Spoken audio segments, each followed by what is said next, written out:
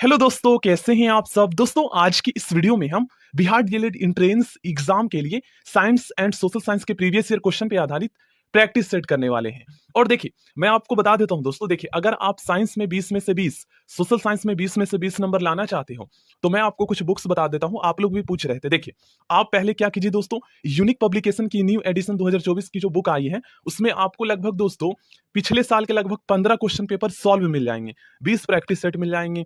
तो आपको क्या करना है, साइंस में 20 में से 20, सोशल साइंस में 20 में से 20 नंबर लाना चाहते हो तो यूनिक पब्लिकेशन के previous year solve question paper में जितने क्वेश्चंस दे रखे हैं सारा कर लीजिए, ठीक ना। दूसरा मैं आपको बताता हूं दोस्तों, लुसेंट पब्लिकेशन की जो है ना ऑब्जेक्टिव जीके की एक बुक आती है। अब उसमें बहुत सारे टॉपिक दे रखे हैं तो आपको केवल वही पढ़ना है जो आपका सिलेबस में टॉपिक दे रखा है, उस टॉपिक को आप कंप्लीट कर लीजिए लुसेंट बुक से बस दोस्तों। और आप चाहे तो क्लास 9th एंड 10th की एनसीईआरटी की बुक होगी, उसके history, political science and geography कर ले, लिख लीजिए। आपके 40 नंबर कहीं नहीं गए दोनों को मिलाकर। और ये चीजें जो मैं आपको बताता हूं ना, ये आपको कोई पेड कोर्स बेचने वाला चाहे कितना भी बड़ा टीचर क्यों ना हो, कोई नहीं बताएगा अपने फायदे के लिए, ठीक ना। मैं तो ये चाहता हूं दोस्तों, आज मैं आपका हेल्प कर रहा हूं, कल आपका फायदा हो जाएगा, कल आपका सिलेक्शन हो जाएगा तो आप लोग मुझे सपोर्ट करेंगे। और आप लोग ऐसे भी मुझे काफी सपोर्ट करते हो गैस, आप मेरी वीडियो को देखते हो तो इतना मेरा भी फर्ज बनता है, ठीक है ना। और जो मैं आपको प्रैक्टिस सेट इंपॉर्टेंट क्वेश्चंस करवा रहा हूँ ये भी कीजिएगा, मुझे सपोर्ट भी कीजिएगा, ठीक है ना। चलिए दोस्तों स्टार्ट करते हैं। देखिए फर्स्ट क्वेश्चन में पूछा गया है, राज्य पुनर्गठन आयोग ने किस वर्ष अपनी रिपोर्ट प्रस्तुत की थी। सबसे पहले दोस्तों आपको यह पता होना चाहिए कि राज्य पुनर्गठन आयोग का गठन क्यों किया गया था, कब किया गया था और इसके अध्यक्ष कौन थे, क्योंकि इनसे क्वेश्चंस एग्जाम में पूछे जाते हैं। तो देखिए दोस्तों, राज्य पुनर्गठन आयोग का गठन इसलिए किया गया था क्योंकि दोस्तों 1950 के बाद भारत के ऐसे कई सारे स्टेट्स थे, भारत के कई सारे ऐसे स्टेट्स के क्षेत्र थे जहां पर दोस्तों कई सारी वजह से जो है ना आंदोलन चले थे और वहां पर जो है ना नए राज्यों के गठन की मांग की जा रही थी। तो ऐसे में दोस्तों भारत के जो प्रथम प्रधानमंत्री पंडित जवाहरलाल नेहरू जी थे, इन्होंने जो है ना संसद में दोस्तों आप एक वक्तव्य कह सकते हो या एक प्रस्ताव कह सकते हो, ठीक ना, पेश किया था। देख लीजिए यहां पर आप पढ़िए, 22 दिसंबर 1953 को प्रधानमंत्री पंडित जवाहरलाल नेहरू ने संसद में यह वक्तव्य दिया कि भारत संघ, भारत राज्यों का संघ है, ठीक ना, तो भारत संघ भी कह सकते हो, भारत संघ के राज्यों के पुनर्गठन के प्रश्न की निष्पक्ष और तटस्थ रूप से जांच करने के लिए एक आयोग की नियुक्ति की जाएगी, ठीक ना, ये सिफारिश की थी। उसके बाद यहां पर आप लोग देखिए, तत्पश्चात 29 दिसंबर 1953 को जस्टिस, ठीक ना, सैयद फजल अली, हृदय कुंजरू और कवलम माधव पनिकर, 3 सदस्यों वाले राज्य पुनर्गठन आयोग का गठन किया गया था। तो अगर आपसे पूछा जाए कि राज्य पुनर्गठन आयोग का गठन कब किया गया था तो 29 दिसंबर 1953 बताना है, क्योंकि ऐसे बहुत सारे ऐसे वेबसाइट है ना जहां पर आप सर्च करोगे तो गलत इंफॉर्मेशन दिया गया है। तो ध्यान में रखिएगा, 29 दिसंबर 1953 को राज्य पुनर्गठन आयोग का गठन किया गया था। और इसका प्रस्ताव किसने पेश किया था संसद में, यह भी पता होना चाहिए, तो पंडित जवाहरलाल नेहरू जी ने। कब? 22 दिसंबर 1953 को। एक क्वेश्चन ये भी पूछा जाता है कि इसके अध्यक्ष कौन थे, तो जस्टिस सैयद फजल अली। क्वेश्चन नंबर 1 का सही आंसर होगा दोस्तों 30 दिसंबर 1955 ईस्वी को राज्य पुनर्गठन आयोग ने अपनी पहली रिपोर्ट प्रस्तुत की थी। और आपको यह भी पता होना चाहिए दोस्तों कि भाषा के आधार पर जो है ना गठित पहला राज्य आंध्र प्रदेश था। चलिए नेक्स्ट क्वेश्चन करते हैं, मोस्ट इंपॉर्टेंट है, किसी अविलंबनीय लोक महत्व के मामले पर तुरंत चर्चा के लिए स्थगन प्रस्ताव लाया जाता है, ठीक ना। इस प्रकार के प्रस्ताव लाने के लिए कितने सदस्यों का समर्थन आवश्यक होता है? 50 सदस्यों का, ठीक ना। और एक क्वेश्चन ये भी पूछा जाता है दोस्तों कि स्थगन प्रस्ताव कहां लाया जाता है, लोकसभा में या राज्यसभा में? तो स्थगन प्रस्ताव दोस्तों केवल लोकसभा में ही लाया जा सकता है, ठीक ना। थर्ड क्वेश्चन, वित्तीय आपातकाल की घोषणा को मंजूरी देने के लिए संसद में किस प्रकार की बहुमत की आवश्यकता होती है? मोस्ट इंपॉर्टेंट क्वेश्चन है। इसका सही आंसर होगा दोस्तों सामान्य बहुमत द्वारा, ठीक है, या सामान्य बहुमत की आवश्यकता होती है। अब देखिए दोस्तों, एक क्वेश्चन ये भी पूछा जाता है कि वित्तीय आपातकाल जो है ना भारत में अब तक कुल कितनी बार लगा है? तो 0 बार, एक बार भी नहीं लगा है, ठीक है ना। और वित्तीय आपातकाल जो है ना संविधान के किस आर्टिकल के तहत लगाया जाता है? तो ये भी आपको पता होना चाहिए, आर्टिकल 360 के तहत, ठीक है ना।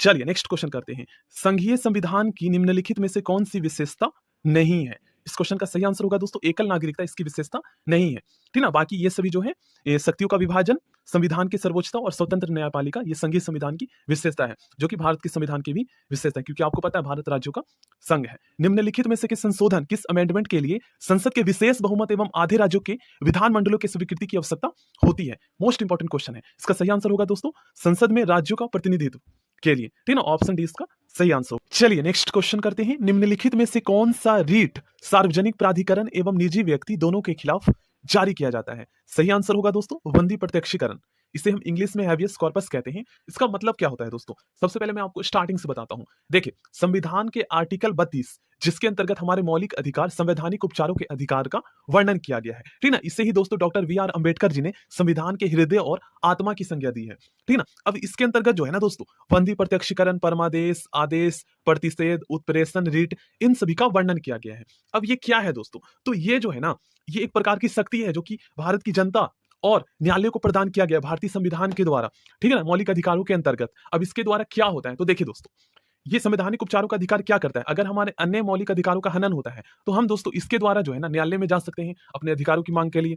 अब ऐसे में दोस्तों ये मान लीजिए कि अगर किसी व्यक्ति को गैर कानूनी तरीके से गिरफ्तार किया गया है, तो ऐसे में आपने ये सुना होगा दोस्तों कि उस व्यक्ति को जो है ना 24 घंटे के अंदर अंदर जो है न्यायालय के समक्ष पेश करना होता है, जिन्होंने उसे गिरफ्तार किया है, और उसे ये बताना होता है, उससे मतलब ये साबित करना होता है कि गिरफ्तारी वैधानिक तरीके से किया गया है या अवैधानिक तरीके से। अगर अवैधानिक तरीके से किया गया है, तो फिर उस न्यायालय में जो जज होते हैं, जो भी वकील होते हैं, उसे छोड़ने का जो है आदेश देते हैं। ऐसा क्यों? क्योंकि यही तो हमें शक्ति प्रदान किया गया हमारे मौलिक अधिकारों के अंतर्गत भारतीय संविधान के द्वारा। ये किसके अंतर्गत आता है? बंदी, प्रत्यक्षीकरण, मतलब जिसको गिरफ्तार किया गया है उसे प्रत्यक्ष मतलब कि पेश करो, ठीक ना, यही है। तो ये हमारे एक प्रकार से शक्ति है। आई होप आपको समझ में आया होगा। नेक्स्ट क्वेश्चन करते हैं। भारत में पुरुषों और स्त्रियों में संपूर्ण समता का उपबंध निम्नलिखित में से किसमें किया गया? कौन से आर्टिकल में किया गया है? सही आंसर होगा दोस्तों संविधान, भारत के संविधान के अनुच्छेद 14 और 15 में किया गया है। आपातकाल के समय मूल अधिकारों का स्थगन, देखिए मैंने आपको बताया था ना, विशेष परिस्थितियों में हमारे जितने भी मौलिक अधिकार हैं ये स्थगित किए जा सकते हैं, छीने जा सकते हैं हमारे, ठीक है। तो आपातकाल के समय जो हमारे मौलिक अधिकारों का स्थगन निम्नलिखित में से किस देश के संविधान से भारतीय संविधान में ग्रहण किया गया है? इसका सही आंसर होगा दोस्तों जर्मनी के वीमर संविधान से। और आपको यह भी पता होना चाहिए आपातकाल, राष्ट्रीय आपातकाल किस आर्टिकल के तहत लगाया जाता है? तो आर्टिकल 352 के तहत, ठीक ना। और राज्यों में राष्ट्रपति शासन आर्टिकल 356 के तहत लगाया जाता है। और देखिए ये भी आपको पता होना चाहिए दोस्तों, अब तक कुल कितनी बार जो है राष्ट्रीय आपातकाल लगा है भारत में? तो कुल 3 बार लगा है, ठीक ना। प्रथम बार कब लगा था? तो ये दोस्तों 1962 में लगा था, और इससे क्वेश्चंस आए हैं आपके एग्जाम में बिहार डीएलएड के। दूसरी बार कब लगा था? तो दूसरी बार दोस्तों 1971 में लगा था, ठीक ना। और तीसरी बार 25 जून 1975 को लगा था इंदिरा गांधी के कार्यकाल में। तो कुल 3 बार लगा है, ठीक ना। चलिए आगे बढ़ते हैं। संविधान का अनुच्छेद 243 के निम्न में से किससे संबंधित है?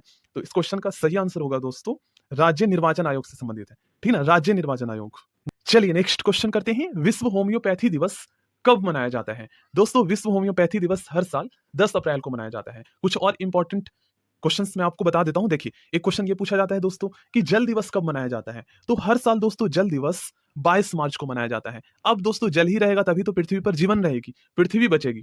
तो आप इस तरीके से याद कर सकते हो कि 22 मार्च को हर साल जल दिवस मनाया जाता है, और इसके 1 महीने बाद हर साल 22 अप्रैल को दोस्तों पृथ्वी दिवस मनाया जाता है, ठीक है ना, याद कर लीजिएगा। देखिए नेक्स्ट क्वेश्चन, राष्ट्रीय पंचांग नेशनल कैलेंडर के संबंध में कौन सा से कथन सही है? इसमें से आपको बताना है। तो देखिए फर्स्ट वाला स्टेटमेंट क्या है? भारतीय राष्ट्रीय पंचांग विक्रम संवत पर आधारित है। गलत है। भारतीय राष्ट्रीय जो कैलेंडर है दोस्तों ये शक संवत पर आधारित है, ठीक ना, शक संवत पर आधारित है। पहला स्टेटमेंट गलत है यहाँ पर। दूसरा, राष्ट्रीय पंचांग भारतीय नेशनल कैलेंडर को 26 जनवरी 1950 को अपनाया गया था, गलत है। मैं आपको स्टार्टिंग से बता देता हूं, भारतीय राष्ट्रीय पंचांग जो है ये दोस्तों शक संवत पर आधारित है, और भारत का जो नेशनल कैलेंडर है ये दोस्तों 22 मार्च, ठीक ना, 22 मार्च 1957 को अपनाया गया था, ठीक ना, 22 मार्च 1957 को अपनाया गया था, और भारत का राष्ट्रीय कैलेंडर शक संवत पर आधारित है। इस क्वेश्चन का सही आंसर ऑप्शन डी होगा, ठीक ना, दोनों स्टेटमेंट गलत है। नेक्स्ट क्वेश्चन, नोहकलिकाई जलप्रपात, ये जो वाटरफॉल है, झरना है, किस प्रदेश में है? इस क्वेश्चन का सही आंसर होगा दोस्तों मेघालय में, ठीक ना। और नेक्स्ट क्वेश्चन करते हैं। देखिए वंदे मातरम योजना का संबंध किससे है? दोस्तों वंदे मातरम योजना का संबंध जो है ये गर्भवती महिलाओं से संबंधित है। नेक्स्ट क्वेश्चन, निम्नलिखित में से कौन सा सही सुमेलित नहीं है? इस क्वेश्चन का सही आंसर होगा दोस्तों ऑप्शन डी। देखिए नेक्स्ट क्वेश्चन, सर्पों का अध्ययन क्या कहलाता है? ऑफियोलॉजी, ऑप्शन बी सही आंसर होगा। चलिए नेक्स्ट क्वेश्चन, भारत का पहला समुद्री संग्रहालय कहां खोला जाएगा? दोस्तों भारत का पहला समुद्री संग्रहालय ये खोला जाएगा गुजरात में। नेक्स्ट क्वेश्चन, भवानी काबिनी जो दक्षिण भारत की प्रमुख नदी है ये किसकी सहायक नदी है? सही आंसर होगा दोस्तों कावेरी की। देखिए नेक्स्ट क्वेश्चन में क्या पूछा गया है? निम्नलिखित में से कौन सुमेलित नहीं है? इस क्वेश्चन का सही आंसर होगा दोस्तों ऑप्शन सी, ये सुमेलित नहीं है। माना दर्रा जो है ना ये उत्तराखंड में स्थित है। अब दोस्तों दर्रा को हम इंग्लिश में क्या कहते हैं? इसे हम माउंटेन पास कहते हैं। ये दोस्तों पहाड़ों के बीच जो है ना कुछ ऐसे छोटे छोटे रास्ते होते हैं जिससे हम आर पार जा सकते हैं, मतलब पास हो सकते हैं उधर, ठीक ना। तो इन सभी रास्तों को जो है दर्रा कहा जाता है। चलिए नेक्स्ट क्वेश्चन, निम्नलिखित में से भारत का सबसे गहरा बंदरगाह कौन है? दोस्तों भारत का सबसे गहरा बंदरगाह विशाखापट्टनम बंदरगाह है। निम्नलिखित में से कौन सी मिट्टी कपास की खेती के लिए सर्वाधिक उपयुक्त होती है? इस क्वेश्चन का सही आंसर होगा दोस्तों काली मिट्टी, ठीक ना, कपास की खेती के लिए सर्वाधिक उपयुक्त मानी जाती है। नेक्स्ट क्वेश्चन, ग्लोबल वार्मिंग के लिए निम्न में से कौन सी गैस सर्वाधिक उत्तरदायी है? कार्बन डाइऑक्साइड, ठीक ना। ग्लोबल वार्मिंग को हिंदी में हम वैश्विक तापवृद्धि कहते हैं। नेक्स्ट क्वेश्चन, नोक्रेक जैव मंडल नीचे मेघालय के निम्न में से किस पहाड़ी का हिस्सा है? ये दोस्तों गारो पहाड़ी का हिस्सा है। नेक्स्ट क्वेश्चन, भारत श्रीलंका के बीच अवस्थित है, ये तो आपको पता ही है दोस्तों, पाक जल संधि स्थित है।